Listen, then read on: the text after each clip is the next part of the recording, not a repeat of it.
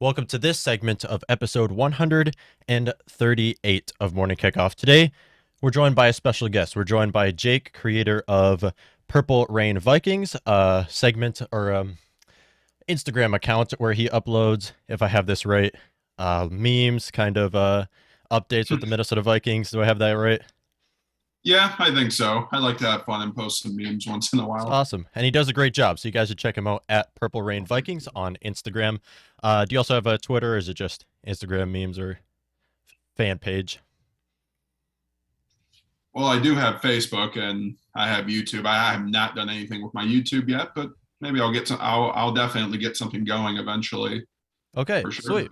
If you guys like to check that out, we're going to link all that in the description below. But today, focus on this Minnesota Vikings team. One day removed since they've lost to the Detroit Lions, the laughing Uh, stock of the NFL. I think we're respectably now the laughing stock of the NFL after that yeah. loss. Minnesota Vikings lose to the Detroit Lions. And we're going to talk about how the Vikings can rebuild going forward. So, Jake, what's the first step to rebuilding this Minnesota Vikings team? Well, it all starts with coaching staff. So let's get rid of this. Let's fire Mike Zimmer. Let's get fired Clint Kubiak. I mean, it's just they've had no excuses this year, and our record at this point is like what 5-7. Last year Mm-hmm. we were like 6-6, I believe, and we're actually much worse than that. Which it's not supposed to be a thing. So yeah, like I said, considering that this was a no excuse year, Mike Zimmer, Clint Kubiak, and anybody else needs to go. Most of the coaching staff, I'm not sure if I'd say all of them, but I would say a good part of them. I'm not sure about Spielman, but he could go either way for me. I don't know, but I know for sure that Zimmer and Clint Kubiak need to go. And aside from coaching staff, maybe look at some player contracts like Kirk Cousins. I'm not saying he's the problem, but I believe he has a $45 million cap hit next year. I'm not sure. I think that's actually correct, but I don't know if the Vikings are going to want to play on that. So they might be trying to find a trade partner now. Who the heck's going to want to take on that contract? I'm not sure. But a quarterback that's desperate. I mean, a team that's desperate for a quarterback. I could probably see that making sense. Barr, I don't. I think Barr's a free agent. We probably just let him go. Plus he makes too much money anyway, considering that he's been injured half this entire year, and for last year since he missed pretty much all of last year despite playing 2 games. Harrison Smith. Look, I love Harrison Smith. He's probably my favorite Viking safety of my lifetime, but Mm-hmm.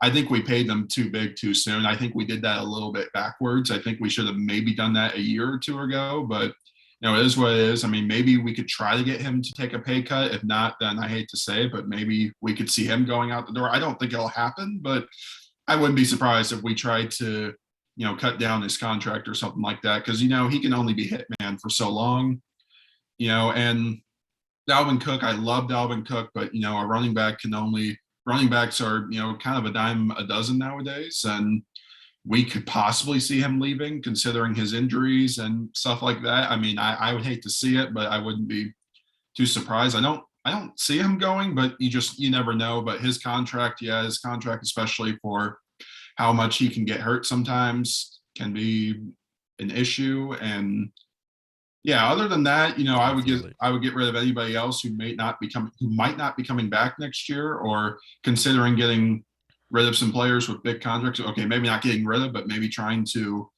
either I don't know, just trying to like what's it called, a restructure or whatever you can, or at least try to do whatever you can to get some cap space. And yeah, just start from the ground up. Maybe not get rid of it. Not saying get rid of everybody, but start Absolutely. fresh with a new staff and some new players to bring in pretty much. Mm-hmm. And to correct you on that, Kirk is due $35 million in 2022, which isn't Oh, okay. quite 45 million, but that's still significantly higher than how he's been performing so far. So Kirk Cousins statistically has had a great year. But you take a step back and you look at it, this is his fourth season with the Minnesota Vikings and Yeah. zero divisional titles throughout those entire 4 seasons. Not to mention the fact that he has brought us some of the most disappointing losses, most notable against the Atlanta Falcons last year. And Kirk's Yeah. great, and statistically, he did have a good game against the Detroit Lions. Now, based off of the eye test, he missed a lot of his targets and overall did not have a great day, especially because he's throwing short of the sticks on a lot of third downs. But as a whole, even do $35 million in 2022, like the Minnesota Vikings, we don't have to pay that because we're just going to be a mediocre team next year as well if we continue to pay Probably. that. So Yeah. as a whole, who do you think would be the next man up? We don't have to look at Kirk Cousins, even trading him, even if he plays under the 2022 contract. If nobody takes him, I wouldn't be surprised. Even if he plays under that contract, do the Vikings need a new quarterback in 2023? I would definitely highly consider it. I mean, I don't have anything against Kirk. I think he's a good quarterback at best, but yeah, but I also think he's the kind of quarterback to where you're not really going to change who he is at this point. I mean, he's pretty much who you're going to get. I mean, don't get me wrong, he's been on fire this year, but there's also been some games where he's been pretty iffy, if that makes any Mm-hmm. sense. I mean, sure, maybe some of his numbers don't explain the whole story, but at the end of the day, from watching him, especially from yesterday, he kind of looked a little bit flustered with some pressure coming up and overthrowing his targets, at times. And I get that that happens for a quarterback, but it's common of him to do that, like when you can get to him easily. But yeah, I think he'll be the quarterback next year, possibly for his final season, whether if he's not traded. But if I had to answer the question on if we should get a quarterback, yeah, I would definitely consider. I know there's Kellen Mond, who we drafted last year, but I don't really. I'll be honest, and this is going to be a big take right here. I'm not really confident in him. Mm-hmm. I just don't Mm-hmm. like the way he looks. I know you can still, fix him. I know that's why he's a developmental player, but I just don't. I just don't feel confident with him just by looking at him. He kind of just looks robotic to me. But but move it. But yeah, if we can get a quarterback who actually looks like they could be ready, yeah, maybe like a year, but a quarterback that looks ready enough, and depending on where we're at in the draft, yeah, I would highly consider. I mean, I know the quarterback draft class is not as strong as it is this upcoming draft class, Mm-hmm. but you never know. You could still get a surprise. Like if we're We would like in have the to trade top up. 10, yeah, if we're in the top 10, maybe we land on Matt Corral. Mm-hmm. I don't know if we'll be that bad, but I could maybe consider. There's also I don't know where he's projected to go, but I like Carson Strong. I mean, yeah, maybe he might be a bit of a raw talent his Mm-hmm. first year, but hey, with a new coach, like especially an offensive minded coach, I think he could be something. And if we can get our O line more stable, Mm-hmm. and then there's also another guy I kind of like, Sam Howell. I'm not sure where he's projected to go, but I kind of like his potential. I haven't seen enough of him, admittedly, but from little clips, I kind of like what he has to offer. And Mm-hmm. yeah, it just depends on who's going to be there and what. Like if we get a new coach, especially an offensive minded, it's going to be dependent on whether he wants to go a new direction or not. And it's very common, like when they bring in a new quarterback, like within their first year because they want to start fresh. But yeah, we'll see where it goes. I mean, once again, I would highly consider it though. Okay. Yeah, 100%. What about the Malik Willis out of Liberty? I'm not sure about him. I heard he's kind of a bit of a raw or prospect as well. It kind of Yeah. sounds like I'm not saying he's bad or anything, but he kind of sounds a little bit like another Mon situation. I'm not saying he's bad, but like I Mm-hmm. just don't know about him necessarily. I need to look more into him before I give a full on opinion about him. But I don't think I would take him over the quarterbacks I was talking about. But I don't know. Maybe he'll rise up in like the combine or whatever, or in any other game, and maybe I'll get more convinced. But we'll see. Yeah. Yeah. So with that, it's a little interesting with Mon because he's a rookie, so it's so hard to grade him because grading quarterbacks off of their rookie season, I mean, we haven't seen anything wrong. We're talking about him in the preseason here, but it's so hard to grade them because Drew Brees, he had a terrible rookie season. I mean, same goes for Peyton Manning, to where Kellen Mhm. Mond, if he understands the playbook, his potential is very high as a dual threat quarterback. So I agree that the Vikings have to move on from Kirk Cousins going forward because under him, we know we're not going to win a Super Bowl. As of recently and going Yeah. forward, it's just not going to happen because of uh, Mhm. mainly our coaching staff, but also as a whole. It's just if it were to happen, we would have been close the last 3 seasons where we haven't even won a division title so far. So it does Yeah. start with the head coach, though, as you said. Right now, yesterday, I'm sure you're familiar with this, but Joe Brady was released with the Carolina Panthers, Oh offensive yeah. coordinator. So how do you feel if the Vikings?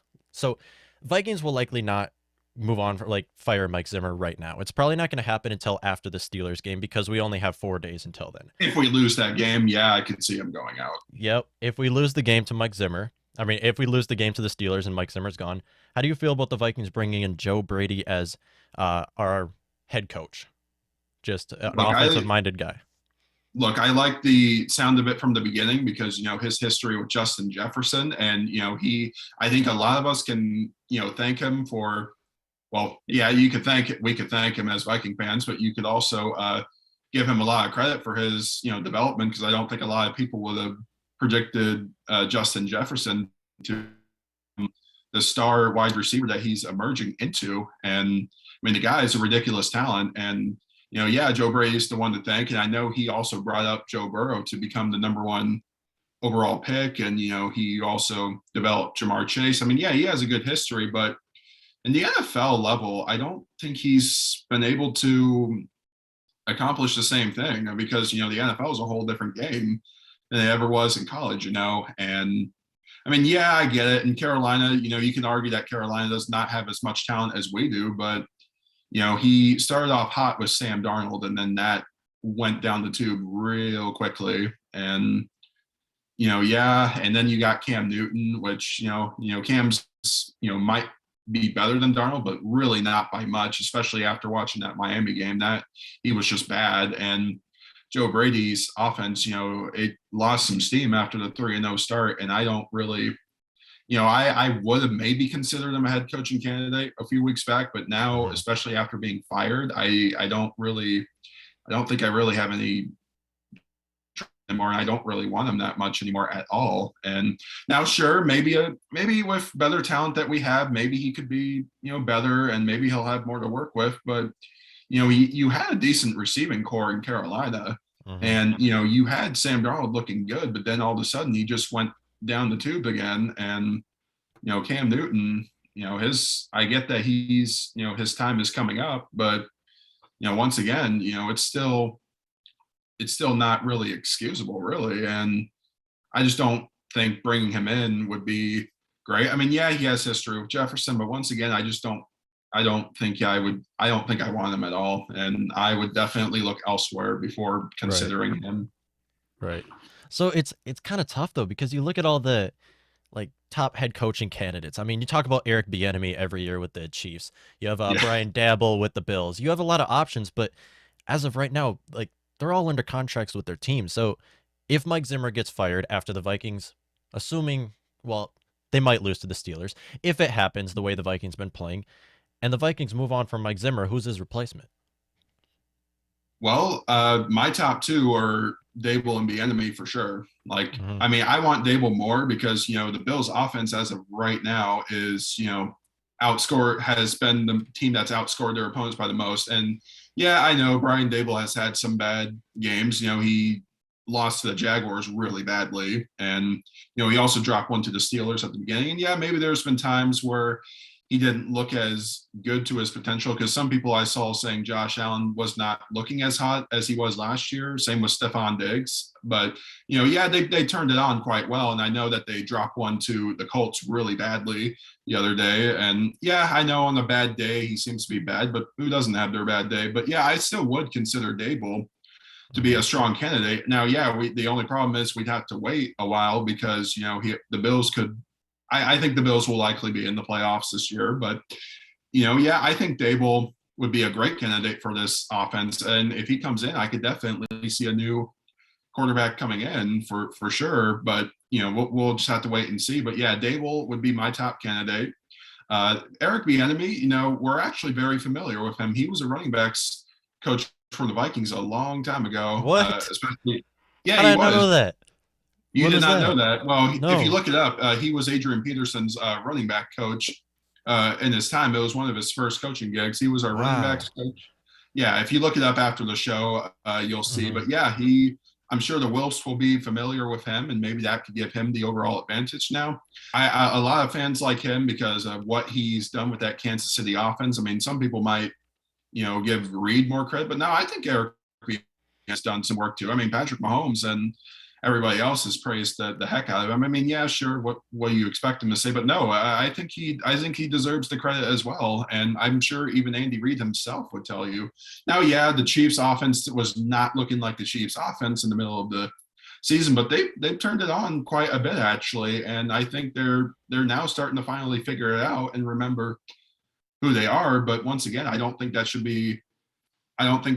give people a reason to write off Bieniemy as a candidate. No, Bieniemy definitely deserves to be a candidate for sure. I'd be happy with either him or, Dable. Once again, it might not be that easy, and we'd have to wait a while because, once again, those two teams are going to be in the playoffs, guaranteed, I think. So, but yeah, they should be highly considered. And yeah, they may have struggled at the beginning, but who doesn't? I mean, they're finally starting to figure it out, and yeah, they're definitely a top two candidates for me, at least.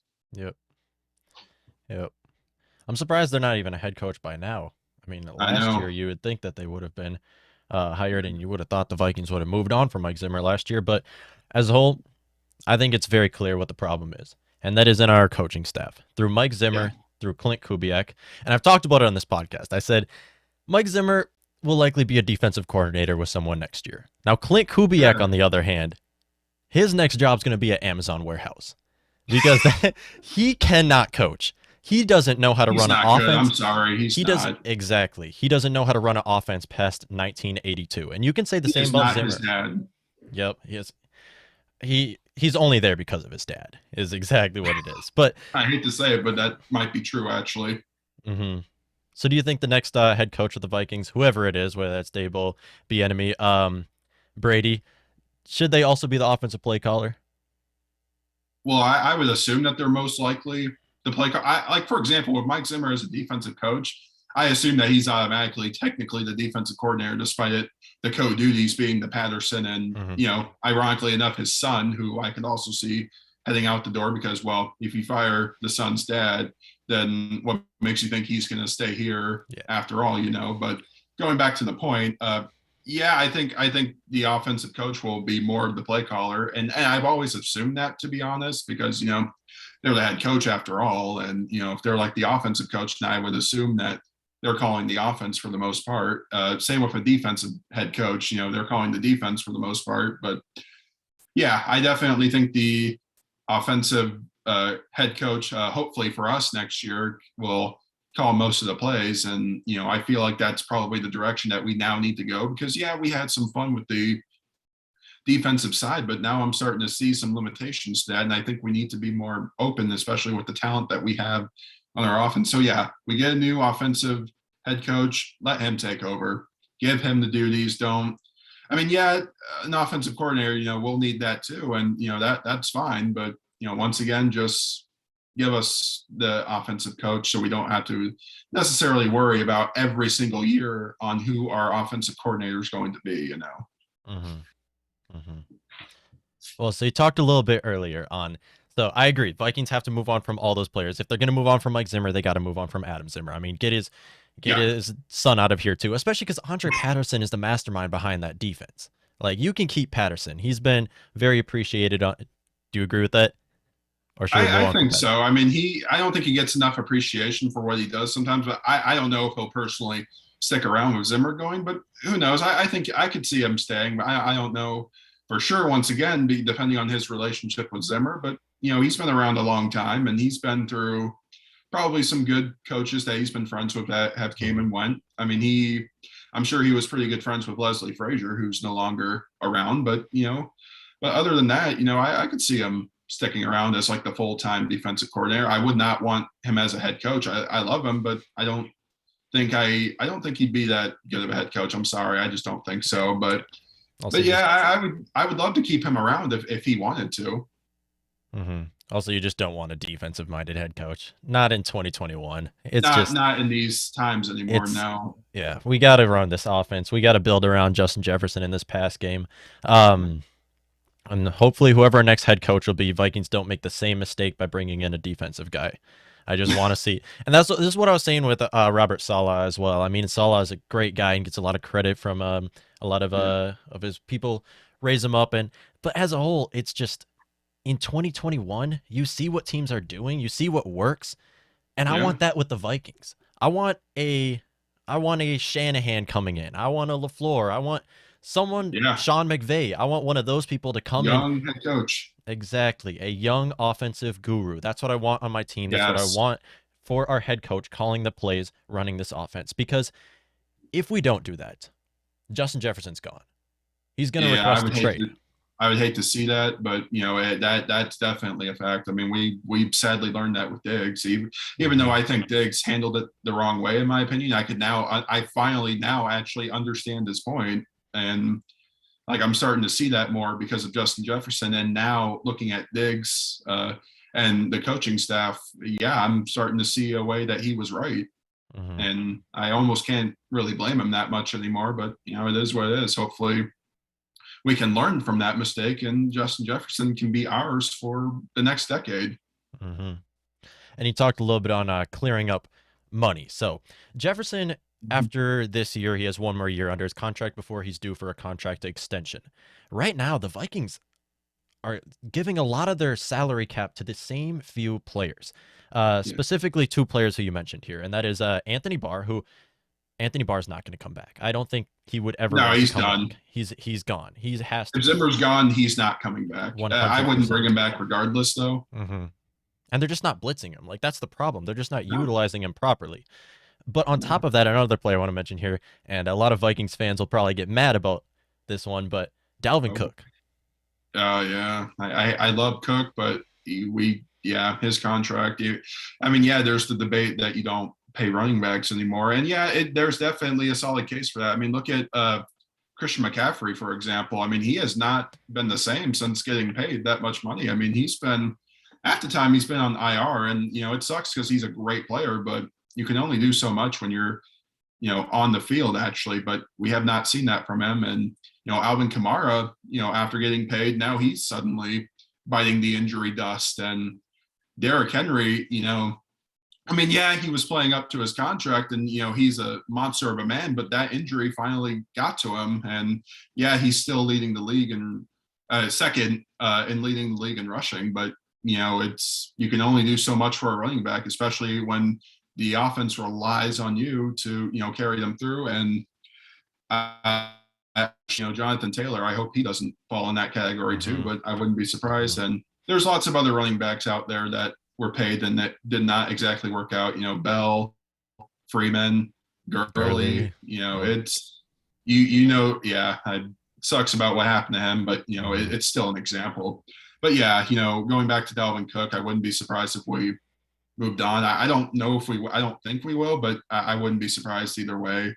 Plus, Madison, he's arguably Madison could start anywhere else if we could. I don't think he's as good as Cook, but maybe he doesn't need to exactly. I want to be more of a passing offense going forward, but once again, when it comes to running the ball, I think Madison could get the job done just fine, and hopefully, Kene Nwangu, pardon me if I say his name wrong, but I think he could develop into a nice option too. I mean, yeah, I know he didn't look that great when he actually did get snaps, but maybe. But hey, it's one game so far. Let's continue to let it play out. Definitely. Also, AJ Rose. Got to throw him in there Oh yeah, because I forgot about him. AJ Rose. I don't get why we did not activate him. Like That is exactly what I've been saying. I mean, yeah, Dalvin Cook goes out with the injury and he's still on our practice squad. like why is he still there? Like I don't get that. I don't either. I mean, you're giving snaps to Kene Nwangu. Now, credit to him. I mean, he's easier to bring down than AJ Rose would be. And that's why I want to see AJ Rose, or Oh it would yeah. be easier to bring down than AJ Rose, who lit up the preseason. And he's a player I would love to see more of going forward, but still don't understand why he's on our practice squad. He's another player who might leave if he has to stay there. I mean, Yeah. they're keeping him there, and he has the option to leave eventually, even though he is protected under the contract right now. But going forward, a team might just snag him up off our practice squad. But that's another player who should be a running back 3. And it's like our only position where we're this deep in is running back, which is why getting rid of Dalvin Cook. Okay, I'm gonna make a proposal here. So Oh, you agree that the Vikings need a quarterback, and next year, if the Vikings want to get a quarterback, it is not the best spot to be drafting to get a quarterback is anywhere where the Vikings are going to be picking, assuming they'll be picking late 10s, early 20s, somewhere around there. It's going to be hard for the Vikings to get a quarterback there, unless if they trade up. If they trade into the top 10, they can find a different quarterback, one of the ones that you mentioned here, or else you have the guy out of Pitt, who will likely go first. Vikings could trade up and try to draft one of those players. What if they offered? I'm gonna make a proposal here. If they offered Dalvin Cook to get somewhere around the 10th pick, Dalvin Cook and their first round pick, would that be worth it? Or would they be able to get it? I I think it just depends on the team overall. I could definitely maybe consider that, but I mean, yeah, it would suck to see Dalvin go, but if it was for the future and considering that quarterbacks are much more valuable by far, yeah, I think it could. I think there could possibly be more things you could add to the trade. I'm not sure exactly what, but yeah, I think that would definitely be a consideration. Mm-hmm. Mm-hmm. And Madison's ready to be a starting running back if he is. I think so. I mean, he's not Cook, but maybe he doesn't have to be. I mean, he could be his own thing in a way. I think this Steelers game really going to test that because Madison, I'm a Yeah. Madison guy. I like him, but he's been getting too much love by Vikings fan this season. Yeah, I think he's over. He's a little Yeah. overloved, to be honest. I mean, they don't like that. They're frustrated by Dalvin's injuries, and yeah, I get that Madison's great, but to say that Madison is better than Cook, that's stretching it for me. And Mm-hmm. it's like, okay, Mm-hmm. I'm going to pump the brakes right there.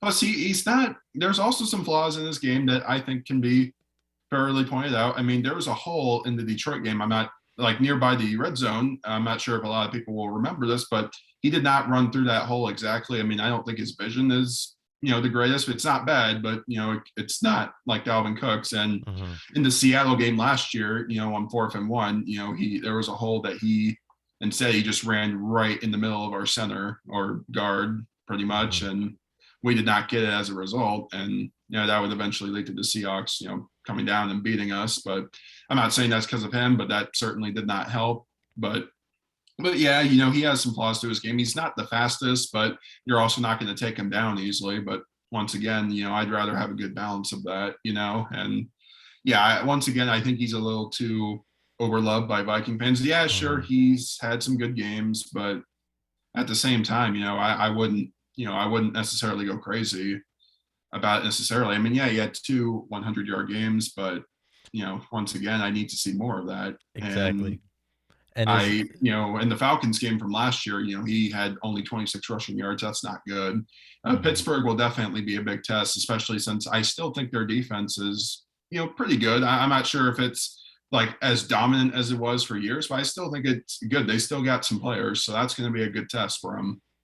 Absolutely. And that's what I'm saying because his few games so far this season, he's done well. He's even had over 100 yards game against Detroit. Thing is, you look at the 3 games he started this season. Detroit Yeah. Lions defense, and Seahawks defense. Those Yeah, are they're not good. 3 of the worst run-stopping defenses in football. Now going up against the primetime matchup, lights are on there. Going up against against Pittsburgh Steelers, I Pittsburgh. mean to say, going up against Pittsburgh Steelers primetime, that's going to really test what he's capable of. And if he surprises us, financially, it makes sense to trade away Dalvin Cook. It's just Possibly, yeah. because we have to look at the future for this team, and the future of this team is not Mike Zimmer and Kirk Cousins, and this regime is done. You have to fix what you've should have fixed a few years ago here, and that starts with getting a new head coach and trying to get a new quarterback. You also have to ink in Justin Jefferson a long-term contract. Knowing Jefferson, what I know about him, he's not going to settle for being the 6th most paid wide receiver. He's going to want to be the highest paid wide receiver up there in top 3, and rightfully so. So if the Vikings have to be able to give him this next contract after 2022 season, they're going to have to ink in a new contract for him. He's going to want to hire to be one of the highest paid wide receivers because that's where he's valued at. And it's Yeah. more about what the money says than actually about the money, because he's a diva wide receiver. I believe he is. And that's okay. Coming from a top 3 wide receiver, that's You acceptable, think he's a because diva? when it comes to see, you look at it, because he's asking for targets all game long. And I mean, yeah, he's not completely wrong, but yeah. because he just, and rightfully so. I mean, you look at it, when the Vikings offense looks best when they target Justin Jefferson. And you saw this against the Detroit Lions game. The only time the Vikings offense looked good was when they target Justin Jefferson. So he should Yeah. be out there complaining, because that's what he did. He complained about targets. And I was talking about this in the Thanksgiving episode. What I'm thankful for, one of the things I'm thankful for, is that Justin Jefferson has that kind of personality, because it's giving this Vikings offense a new identity, is what it is, when he complains about targets. So I love to see that happen from him. Another thing I said I was thankful that the Eagles drafted Jalen Reagor. Very thankful with that. Yes. Yeah. Thank Thanks, you, Eagles. Thank you, Eagles. They gave us a top 3 receiver in the league right now. Yes.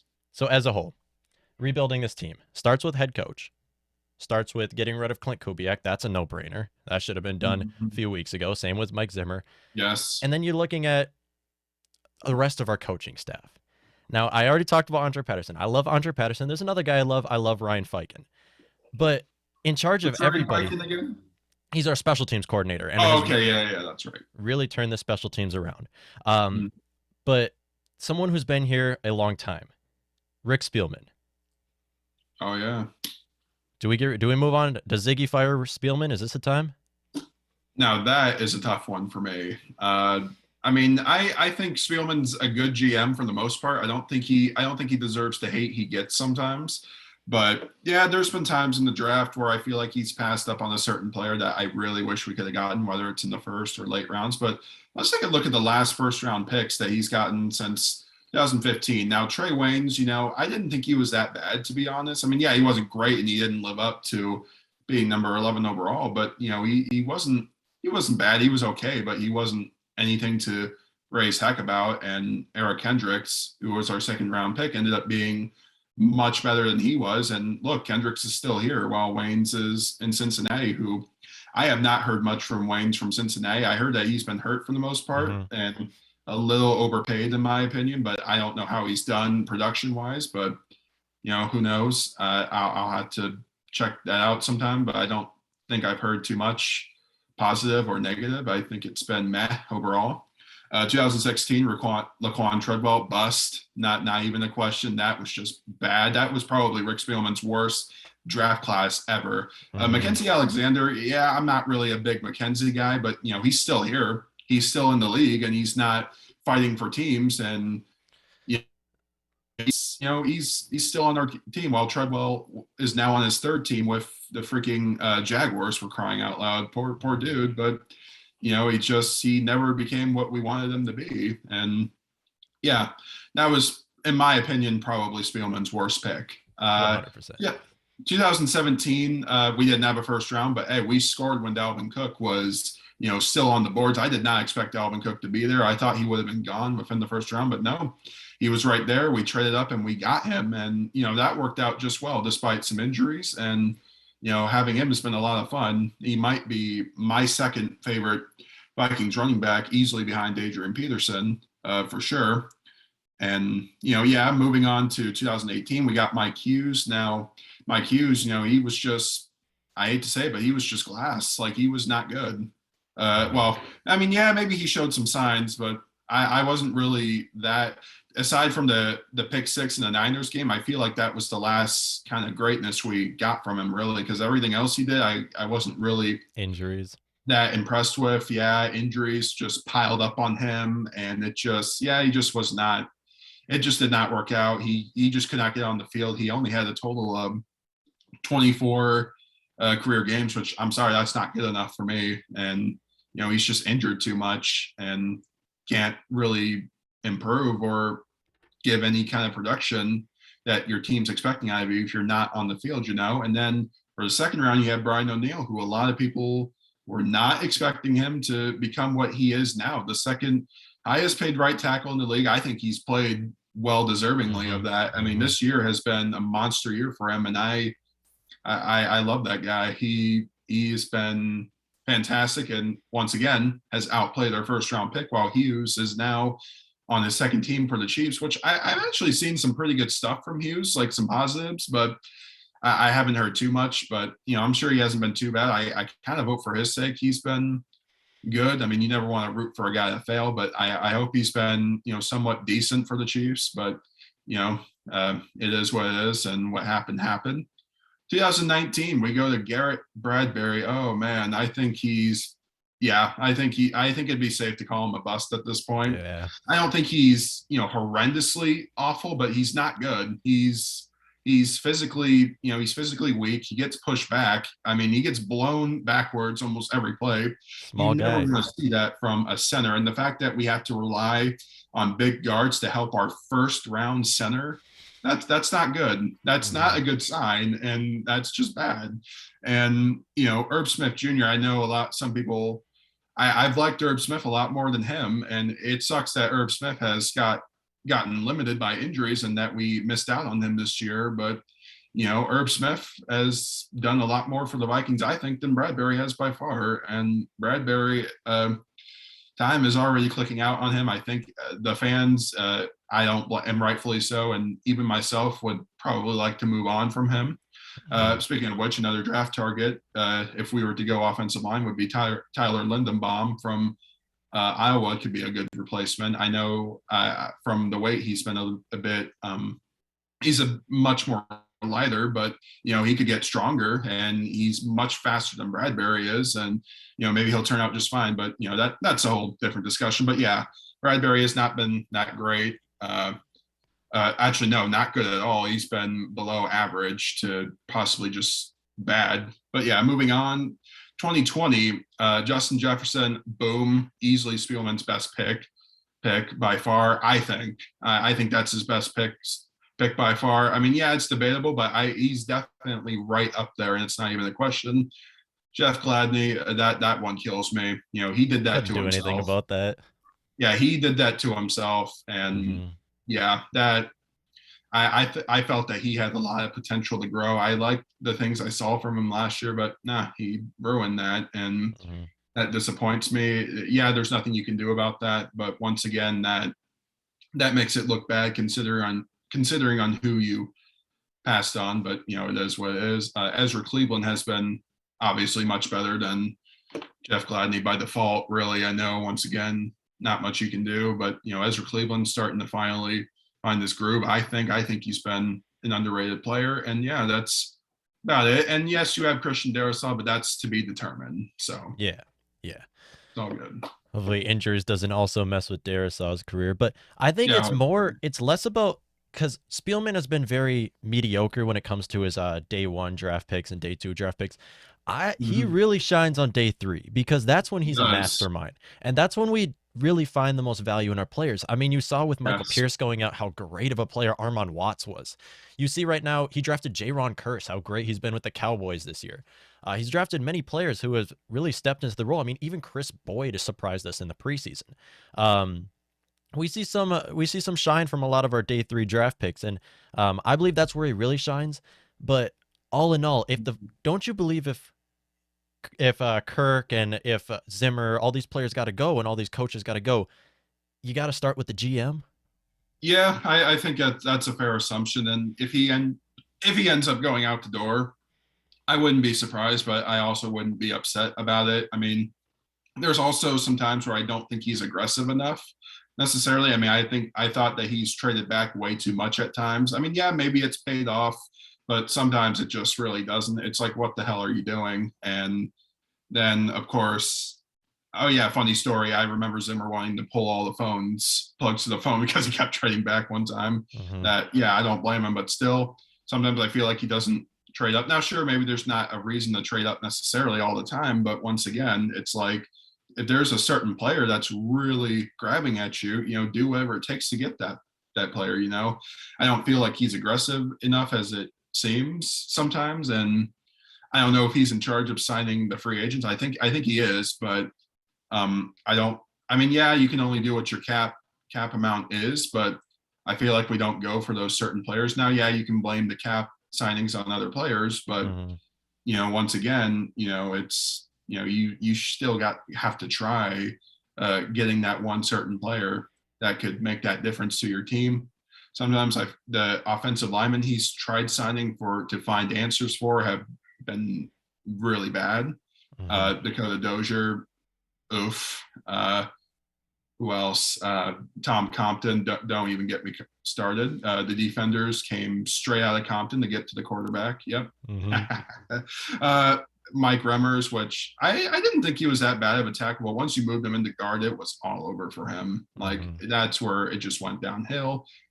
And Riley Reef, who was a little up and down, I think looking back, I feel like he was maybe a little underappreciated, but it is what it is. But yeah, I also feel like he doesn't make enough good enough moves at times, but but he's not completely awful, I don't think, but he's a bit of a mixed bag. I think it'd be fair to say if he's a below not below, but about an average to above GM in some cases. And yeah, he also signed Kirk to that $84 million deal. And while Kirk is not a bad player himself, we haven't really been able to progress as far as we've been wanting to go to. I mean, the farthest we got with Kirk was, and I'm not blaming Kirk necessarily, but the farthest we got was the divisional round, and that's about it. We haven't really done anything else since, and his contract has kind of prevented us from, getting anybody else who could potentially help us. And